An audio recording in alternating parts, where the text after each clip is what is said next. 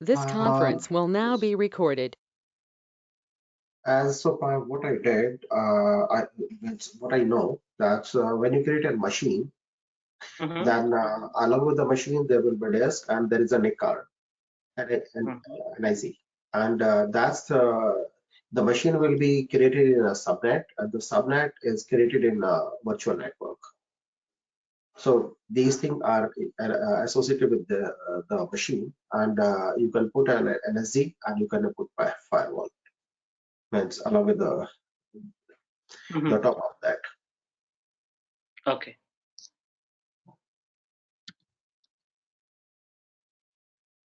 Yeah, that's I know that. So I think it's a little bit lots of. No, it's enough that you have idea about. So it's enough because over Azure portal or any cloud, the basic understanding, if you know about the basic of IP addresses and about the subnets and some part of CIDR, so it's enough to understand about the concept. Anyway, we'll start from the very basic that you can understand about the concept of networking over Azure portal. So, are you able to see my screen? Yeah. Okay.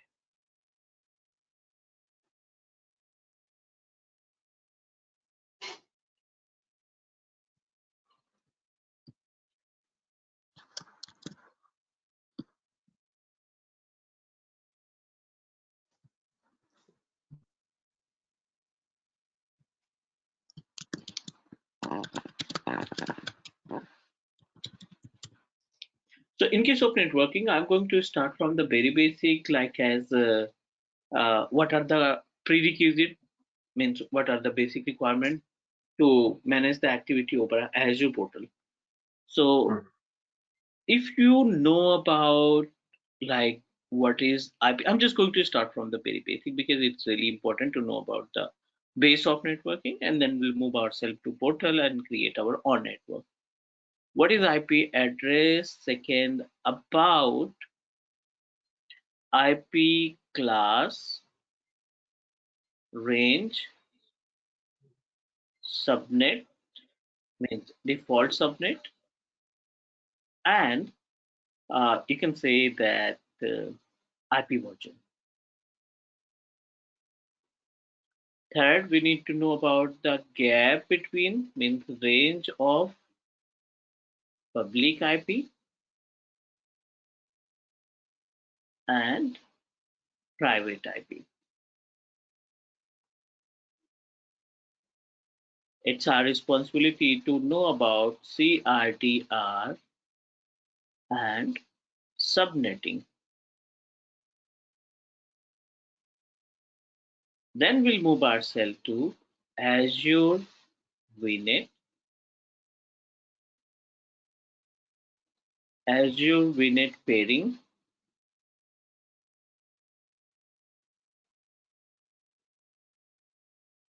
about the concept of Azure load balancer, then Azure VPN. These all are the topics that we need to cover in case of our Azure network. So I'm going to start from the very basic. I hope you have idea about the starting points. Yeah, that's IP is the Internet Protocol address. I mean, protocol. That protocol is what it's a set of that's some rules to communicate with to other systems. Just say you're sending mails and messages. We can say that IP address is a binary number or digital number which is responsible to assign the address of our network devices. With the help of IP address, we are able to make a communication or send the data from one machine to another machine. Yes. Right. So second option is related to the IP classes. How many class of IP address are available? That's I think IP address is of 4 types basically. You're talking about the classes, I forgot, but As per the type, it's 4 types. There's a public, private, fixed, and dynamics. Static and dynamic are fixed and dynamic, right? Yeah. Oh, that's the class, right? Static and dynamic. Dynamic. Okay, great. So actually, static and dynamic is a way to configure the IP address. ठीक है, static and dynamic को हम एक method बोल सकते हैं कि इसके जरिए हम आईपी एड्रेस को कॉन्फ़िगर करते हैं and public, yes, public and private IP address are available. Okay, let me explain you from very basic, like means about the actual concept of networking. Hardly it will take up 15 to 20 minutes. So let me explain you about the range of IP address, class of IP address. So about the class, then range, then default subnet and IP version. The IP address class categorized in 5 different parts: A, B, C, D, and E.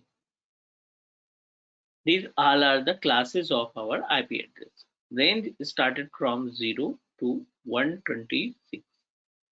B class started from 128 to 191. C class 192 to 223. 224 to 239, 240 to 254. This is the range of IP address. Subnet की बात करें तो default subnet for class A 255.0.0.0, B class 255.255.0.0, C class 255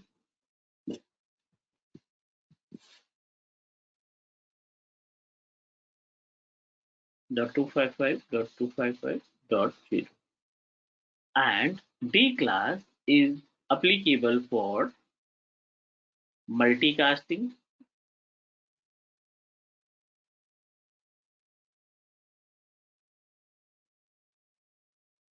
live video streaming, and E class is established for the research and development. We are authorized to use only A, B, and C, you can say that, used for the commercial purpose. If we talk about the classes of IP address, version of IP address, so which is categorized in 2 parts. IPv version 4 and IPv version 6. Correct?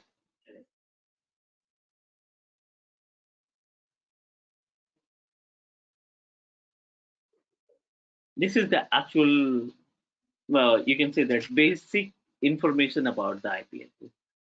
Any question about the IP address range and all? That's clear. Great. Now, let's talk about range of public and private IP address, because it's mandatory for us that whenever we establish our network over Azure portal, so you should know about how to segregate the IP addresses.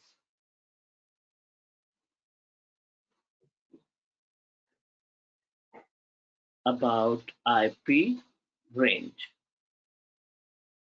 So there are 2 different types of IP addresses are available. First is private.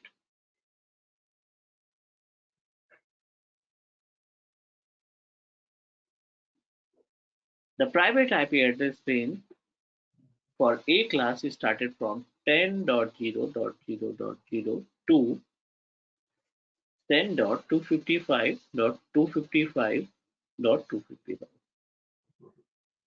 Class B range is started from 172.16.0.0 to 172.31.255.255, and class C 192.168. 192.168.0.0 to 192.168.255.255. ठीक है, this is the range of private IP address. Yeah. Now rest of जितनी भी IP address हमें अब दिखाई पड़ेंगी इसके अलावा, so I think these all are IP address considered as a public. Means, for example, IP address is started from 101, 10, sorry, 192, 91, 01, like that. These all are IP address which is considered as a public IP address. Is that clear? The Yes. private IP address which is responsible to manage the local networking. इसकी responsibility क्या होती है? To manage the local networking. अगर हमने इस IP address को public और private के पार्ट में कैटेगराइज नहीं किया होता, तो I don't think we are able to access the internet in our resources. कि मोबाइल पे भी हम इंटरनेट चला पा रहे हैं, टैब पे भी इंटरनेट चल रहा है, लैपटॉप एंड डेस्कटॉप पे भी हम इंटरनेट रन कर पा रहे हैं, only because of we have a two different way to establish IP address, public and private. Second important part,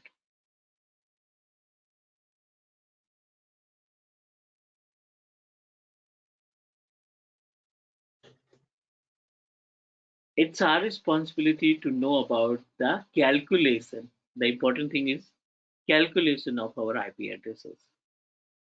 So in case of calculation, वैसे तो Azure अपने पोर्टल पे establish करके रखा है, मीन्स Azure पोर्टल पे हमें सिर्फ नंबर मेंशन करने की जरूरत पड़ेगी, it will be automatic calculate. But अगर हम बात करें अपने पास कैलकुलेशन मेथड की, तो CIDR calculation and subnetting can help us to calculate the value. थोड़ा सा इसमें हम आपको हिंट दे रहे हैं कि how we can calculate the IP address for our subnet and VNet. IPv4, ठीक है, IPv4 की जो कैपेसिटी है ना वो है 32 bits. What about IPv6? It's 64. Sorry, how Sorry, much? 120, it's 128. 128 bits. Bits in the sense I mean, it is that's about. to the binary number, right? Mhm. The meaning of binary number, it's correlated to the 0 and 1, just that 2 digit. अब यहाँ पे हम अगर CIDR की बात करें तो for example अपने पास एक वैल्यू है 192.168.1.0 और यहाँ पे हमने /25 मेंशन कर दिया है. This is consider as a CIDR या फिर हम इसको बोलते हैं address space.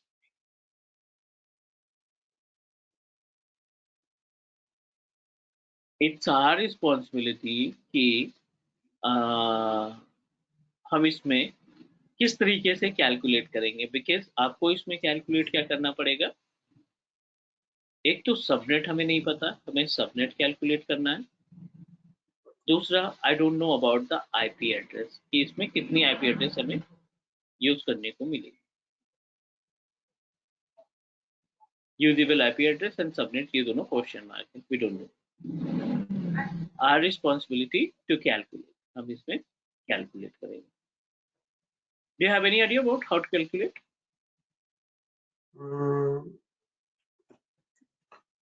Any hint about the calculation method? That's no. I had an idea, but I forgot. Okay. No.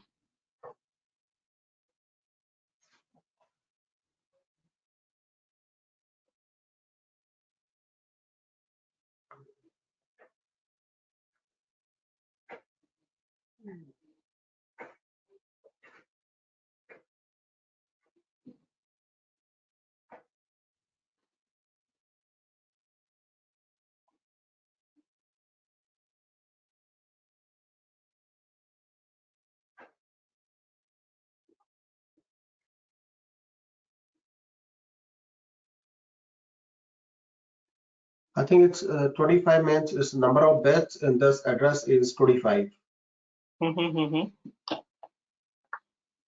So then we calculate just say if there is 25, then 8, 8, 8, and 8.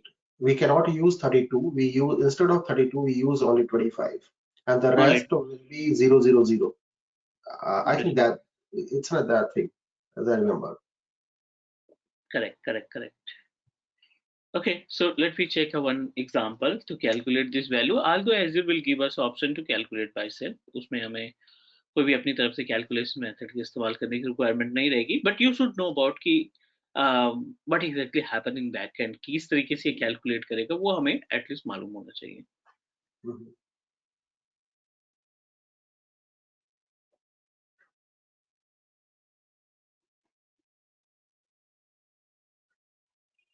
Now we have a /25, so our responsibility to calculate over a /25. Number जो है अपने पास वो है 192.168.1.0/25. 25 and 192 जो कि means एक तरीके से 192 is a part of class C IP Classic. Address, Mhm. और ये जो है रिलेटेड टू द IPv4. तो एज वी डिस्कस्ड कि IPv4 ये फाइंड हुआ है. IPv4 की टोटल कैपेसिटी है 32 बिट्स. Mhm. और अपने पास जो CIDR वैल्यू हमें दे रहा है वो CIDR वैल्यू है /25 का. Mhm. In case of /25, how we can calculate it? 1, 2, 3, 4, 5, 6, 7, 8, because a single box responsible to contain 8 bits. Mhm. 1, 2, 3, 4, 5, 6, 7, 8, 16. 1, 2, 3, 4, 5, 6, 7, 8. How much it is? 34. 8 plus 8 Mhm. plus 8. The value that we have, it's 25. तो 24 हो गया है यहाँ पे, 24 हो गया है. I am going to add 25, 0, Yeah. 0, 0, 0, 0, 0. 6, 7, 8. That's it. अब इसको Mhm. कैलकुलेट करेंगे ना तो ये 255 आएगा. Right. It's again two in five. Case of decimal number ये 255 आएगा. अब अगर हम इसको कैलकुलेट करते हैं तो ये कैसे होगा? 2 raised to power 0 जाएगा, 2 raised to power 1 जाएगा, 2 जाएगा, 3 जाएगा, 4 जाएगा, 5 जाएगा, 6 जाएगा, 7 जाएगा. 2 raised to power 7. ये तो सभी नंबर्स हमारे जीरो हो गए, नो डाउट, क्योंकि यहाँ पे जीरो है तो ये सभी नंबर्स जीरो हो गए. अब 2 raised to power 7 को अगर आप कैलकुलेट करते हैं तो इट बिकम 3, 2, 5, 6, 128. है ना, 128 आ जाएगा. Yes. Yeah. 128 plus 0 become 128. Okay. The number of subnet is 128. Exactly. The number of subnet become 255, 255, 255 और 128. ये हमारा सबनेट आ गया. Yeah. अब सबनेट कैलकुलेट कर लिया तो it's really easy to calculate the usable IP address. How we can calculate? जो subnet हमें मिला है ना उसको आप 256 से Right. सब्सट्रैक्ट. अब ये अपने पास आ गया आईपी एड्रेस 128. तो एक तो हमें सबनेट निकल आया हमारा Mhm. 255.255.255.128, और यूजेबल आईपी एड्रेस भी हमें 128 आईपी एड्रेस मिल गया, मतलब 0 to 127 तक ये हमारे पास आईपी एड्रेस आ गई. ना अब सबनेट्स क्या होते हैं? सबनेट्स क्या होते हैं? 128 को जब आप मल्टीपल पार्ट्स में डिवाइड करते हैं ना, लाइक 64 दो डिपार्टमेंट को आपने सेल कर दिया, इसको एक एचआर को दे दिया और एक मे बी मार्केट डिपार्टमेंट को दे दिया. ठीक है, तो Mhm. ये जो इसी पार्ट को डिवाइड करते हैं ना, which is consider as a subnets, not subnet mask, it's a subnet. Is that clear? Mhm.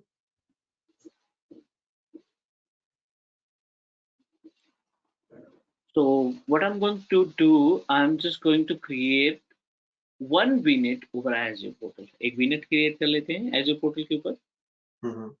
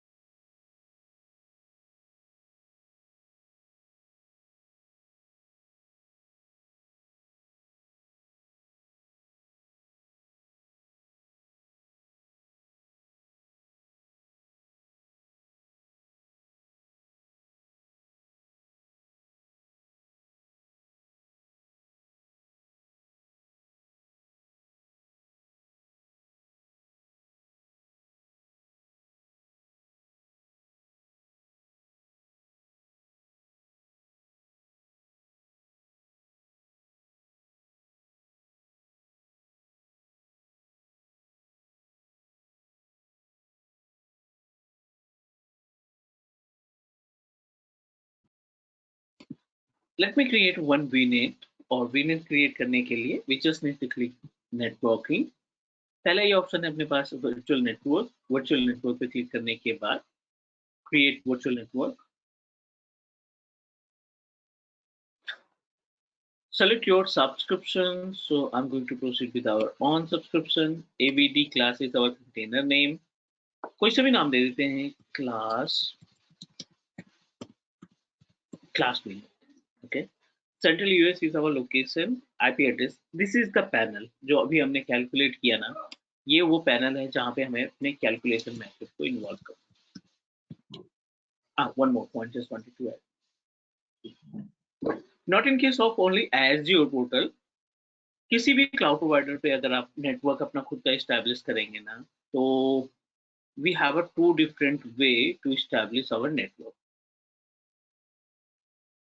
Azure portal पे वीनेट मिलेगा, AWS पे VPC मिलेगा, और गूगल क्लाउड पे आपको वर्चुअल नेटवर्क मिलेगा.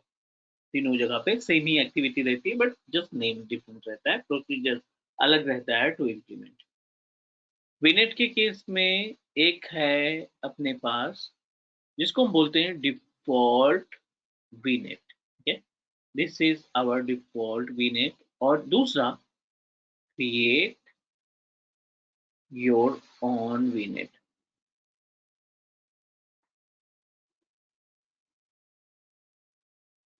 एक है डिफॉल्ट VNet, दूसरा है create your own VNet. Default VNet क्या करता है ना, 10.0.0.0/16. Yes. Got it what I'm saying about the default VNet? This is the default VNet.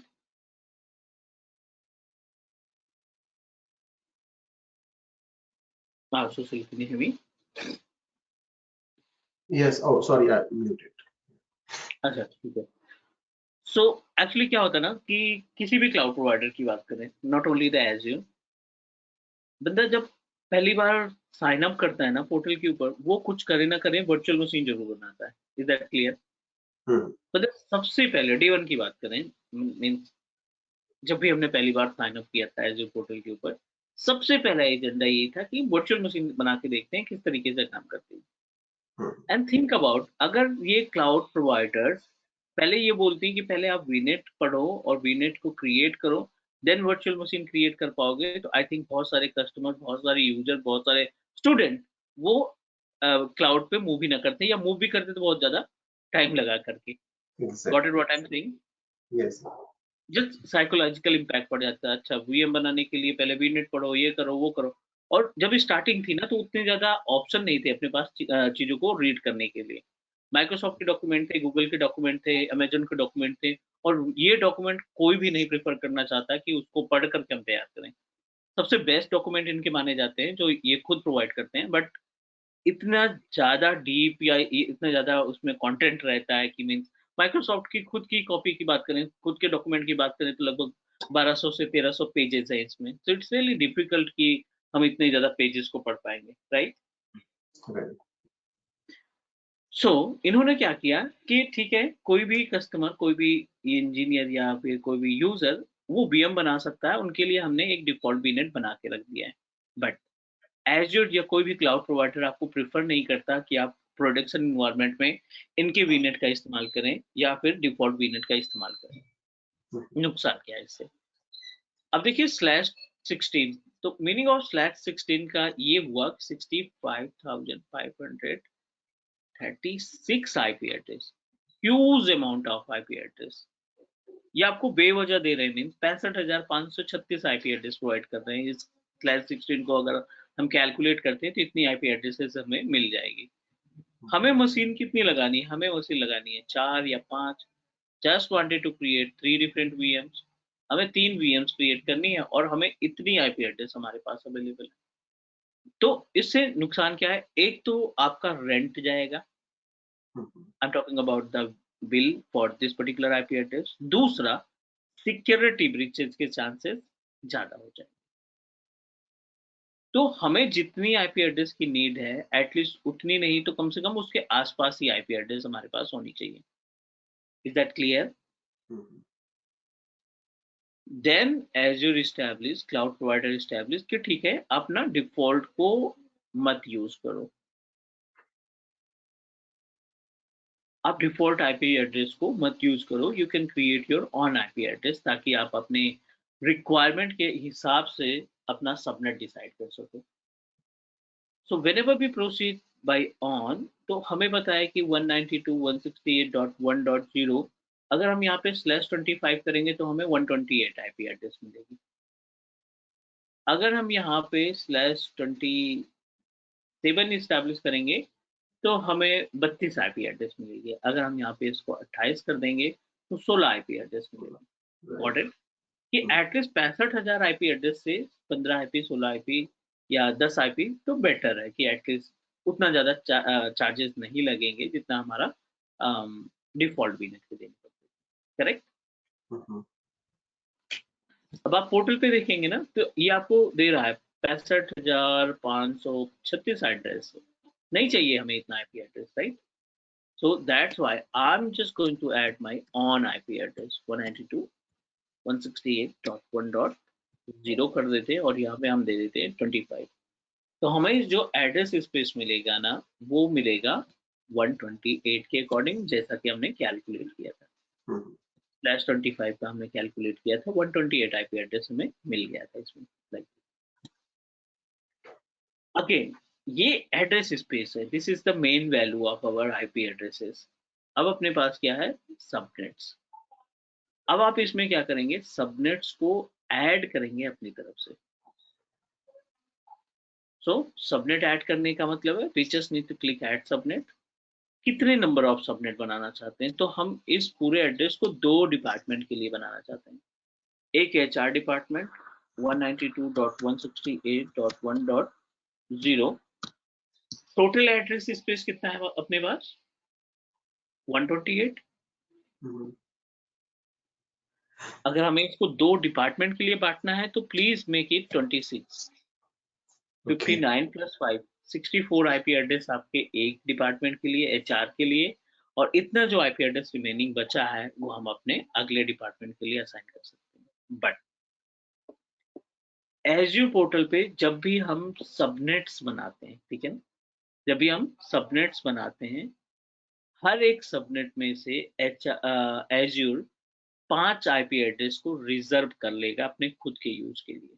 अब देखिए यहाँ पे 59 + 5 एज्यूर रिजर्व एड्रेसेस, 5 एड्रेस जो है एज्यूर रिजर्व करेगा हर सबनेट से, नॉट एड्रेस स्पेस। जितने भी सबनेट्स हैं ना, उन सब सबनेट में से 5 आईपी एड्रेस एज्यूर अपने लिए रख लेगा। एंड एचआर बन गया। एक सबनेट का स्पेस और है, यहाँ पे हम दूसरा सबनेट है अपने पास आईटी 192.168.1. इसकी रेंज कहाँ से स्टार्ट होगी? Any idea? That's how many we have taken. That's 25, 26. Then that's No, last 26 is the, yes, we will use the 26, but what about the last number that we need to fill here? we took 25. Then no close. That's the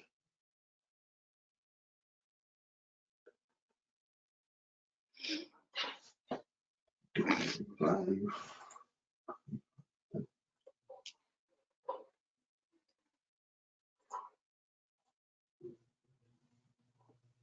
No, I don't have in mind right now. Sure, no problem. See, अभी हमने HR department को 26 दिया, और 26 की जो value होती है ना,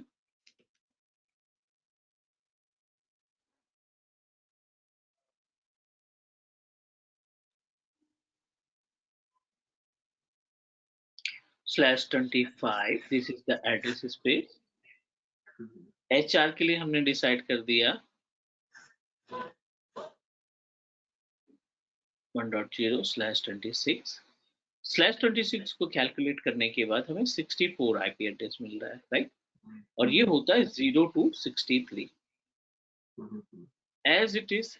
दूसरा डिपार्टमेंट के लिए हमने सेम आईपी एड्रेस दे दिया 192.168. क्योंकि दोनों इसी के पार्ट हैं, एचआर और सेल्स, एचआर और आईटी दोनों एक ही आईपी एड्रेस हम कैलकुलेट कर रहे हैं। ओके 1.1। तो ये 1.63 तक तो यूज कर लिया, तो यहाँ पे आ जाएगा हाउ मच 64 प्लस 26 बस। यस इसकी जो आईपी एड्रेस रेंज स्टार्ट होगी वो कहाँ से स्टार्ट होगी, 64 से स्टार्ट होगी 128 तक जाएगा, सिंपल। राइट। मतलब 192.168.1.0 ये हो गया स्टार्ट आईपी एड्रेस, 192.168.1.63 ये हो गई एंड आईपी एड्रेस रेंज, ठीक है। राइट। एज इट इज 192.168.1.64 ये हो गया इसके लिए स्टार्ट आईपी एड्रेस, 192.168.1.128 ये हो गया अपने पास and IP address. Is that clear? Yes. ठीक है, ये एक्चुअली बहुत ज्यादा बेनिफिशियल है। अब आप देखो ये अपने पास किसको डिनोट कर रहा है, ये किसको इंट्रोड्यूस कर रहा है, एचआर को इंट्रोड्यूस कर रहा है, ये आईटी को इंट्रोड्यूस कर रहा है।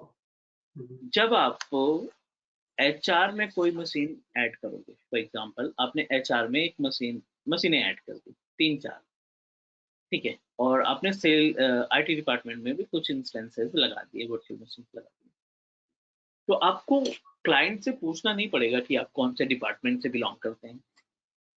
क्यों? क्योंकि इनकी जो आईपी एड्रेस है ना, ये 192.168.1.0 से लेकर 64 से ज्यादा नहीं जाएंगे, मतलब इन्हीं के बीच में रहेंगे, आईपी 63 से ज्यादा नहीं जाएंगे, और इनकी आईपी एड्रेस 64 से 128 पे start.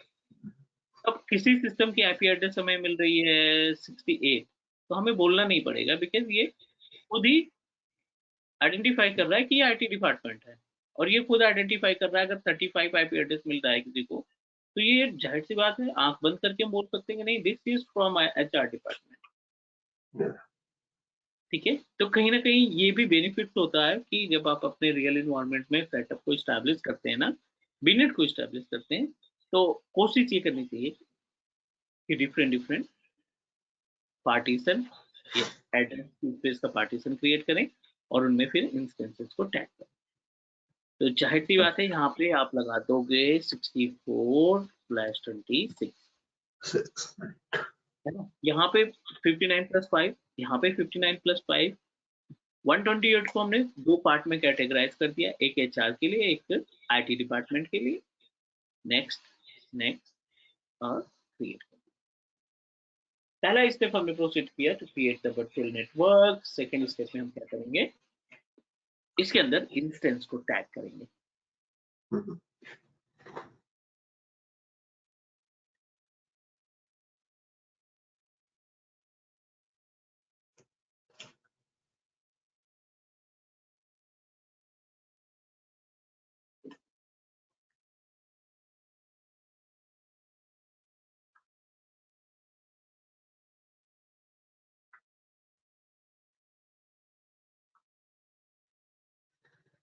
Our VNet is ready to use. Our next step is to proceed.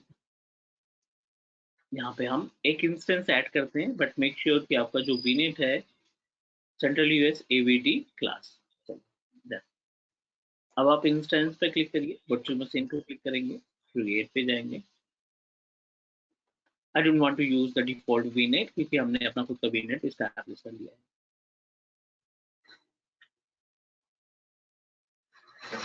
AVD class, type the username, sorry, computer name. I don't want to proceed with availability, operating system, proceed with server 2016, 2-core processor, 8 gig of 4 gig of RAM, username and password जो common था वही हम use कर लेते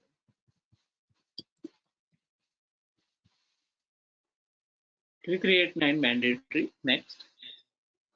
next आप network के panel पे identify करेंगे कि जो आपने VNet तैयार किया है वो आपका खुद का VNet है, क्लास VNet, और यहाँ पे किस डिपार्टमेंट में रखना चाहते हैं। तो So I wanted to put it into the IT department. इसको हमें IT में रखना है. सबनेट एक ही है, IT डिपार्टमेंट ये दो, सॉरी एड्रेस स्पेस एक ही है, सबनेट अलग हम यूज करना चाहते हैं. ठीक है. Next, no need to make any changes. इसको हम डायरेक्टली प्रोसीड कर देते हैं क्रिएट करने के लिए. And meanwhile, I have one question. चलिए, ये हमने प्रोसीड कर दिया. छोटा सा क्वेश्चन ये है कि मान लीजिए हमने यहाँ पे एक इंस्टेंस क्रिएट किया. ठीक है. ये हमने एक वर्चुअल बनाया HR डिपार्टमेंट में. इसको IP एड्रेस हमें असाइन मिल गया, असाइन हो गया 192.168.1.15 for example. This is our IT department. इसको IP एड्रेस हमें असाइन हो गई 192.168.1.75. जस्ट सिंपल सा क्वेश्चन ये है कि क्या ये मशीनें आपस में पिंग करेंगी? अगर एक भी नेट के अंदर है, सबनेट में करेगी. एक अगर एक वर्चुअल नेटवर्क में डेफिनेटली दे कैन पिंग. विनेट एक है. वर्चुअल नेटवर्क एक ही वर्चुअल नेटवर्क है तो they can do it. Subnet में तो करेंगे ही करेंगे. हम सबनेट कितना भी हो कोई फर्क नहीं पड़ता. अगर विनेट एक है तो इट विल वर्क. ग्रेट. ठीक है. विनेट अगर हमारा एक है, आप 1 2 3 4 जितने भी सबनेट्स बनाना है बना सकते हैं. No impact. They all are able to communicate each other. वो सभी आपस में पिंग करेंगे. चलो वेट करते हैं भी इंस्टेंस क्रिएट होने तक का.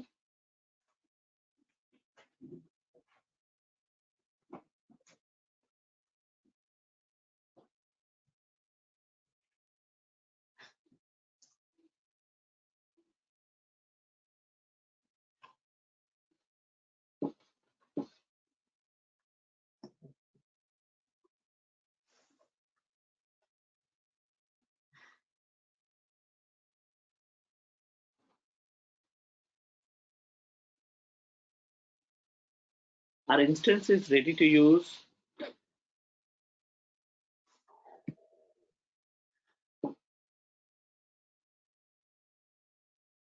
Let me connect RDP.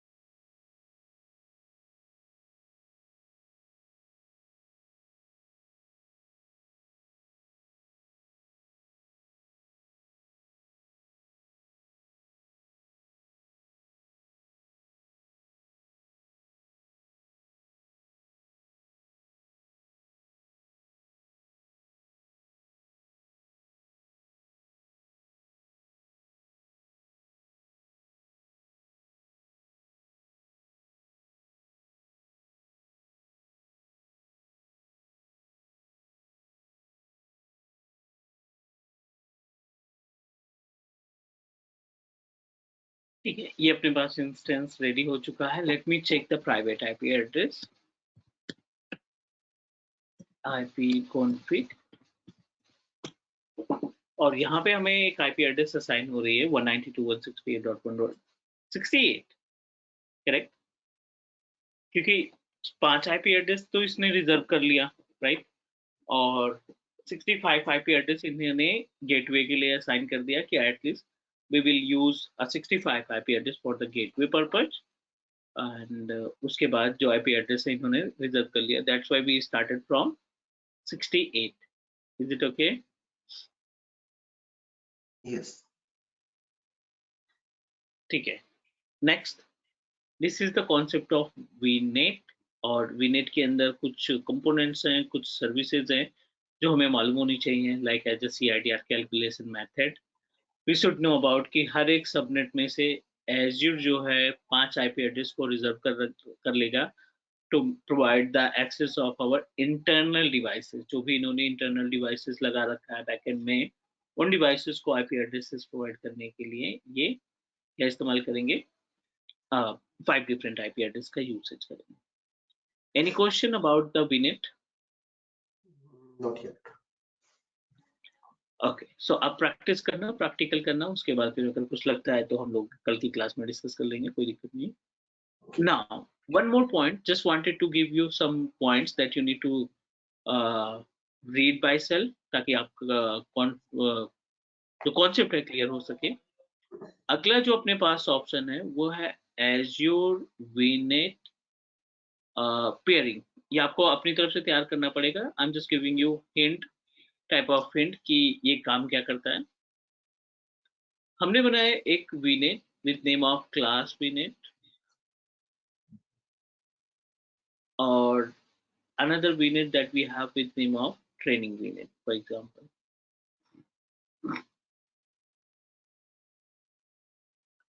Class VNet की बात करें तो which is contain 192.168.1.0/25 और training VNet ने contain कर रखा है 172.16.1.0/25.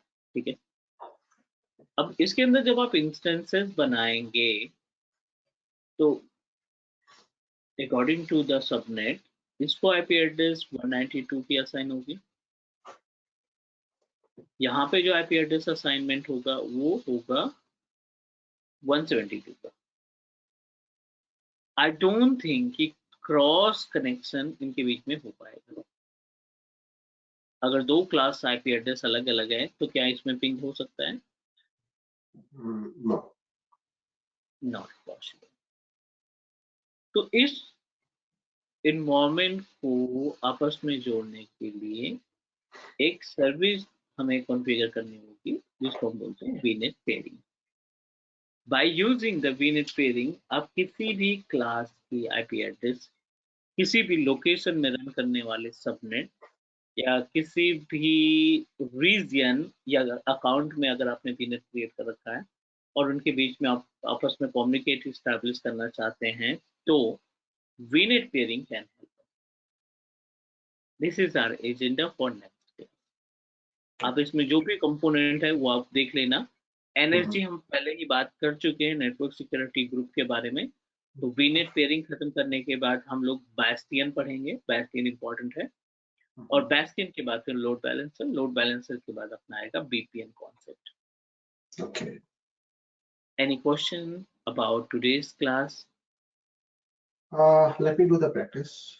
If I'll have, I'll VNet ask का you. प्रैक्टिस कर लो. आप VNet पेयरिंग की थियोरेटिकल पार्ट आप तैयार कर लेना.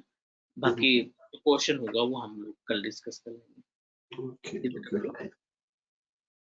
Yeah, no problem. Great. So will connect tomorrow and यहीं से हम लोग कंटिन्यू करेंगे VNet पेयरिंग से. Okay. One more question. Just a moment. Please. Let me check that.